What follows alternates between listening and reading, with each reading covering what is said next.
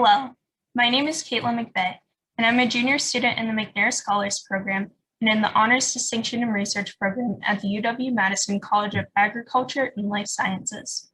I am conducting research under the advisement of Professor Samuel Dennis Jr. in the Environmental Design Lab in the Department of Planning and Landscape Architecture.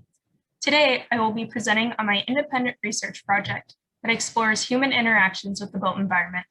The study more specifically investigates how public and urban green spaces may impact perceived human mental health and well-being during the COVID-19 pandemic, and how the use of public green spaces may have been altered by the COVID-19 pandemic. The study is in its preliminary stages, and the majority of the project will be carried out throughout my senior year. I will be presenting on my methodology and extensive literature review in the following slides. My study aims to answer a multitude of questions that will provide insight into how people interact with the built environment during life events. Data collection will occur through intercept interviews at a variety of green spaces and community centers across Madison, Wisconsin. The first aim is exploring how the utilization of outdoor spaces has helped people cope with stressful events of the past year, and how green spaces have potentially improved perceived mental health and well-being during this time. Additionally, I want to see how people have been using their spaces, and if their habits in the outdoors have changed at all. These two aims will be analyzed using a grounded theory approach to data collection and analyzation. Next, demographic parameters of the study will be statistically measured using single and multiple linear regression models.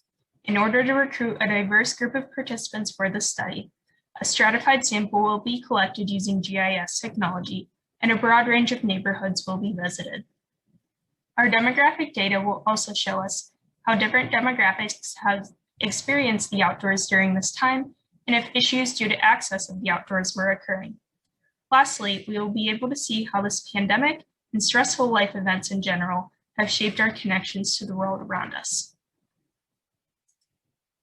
My extensive literature review investigated the parameters of coping, access, outdoor experiences, and life events.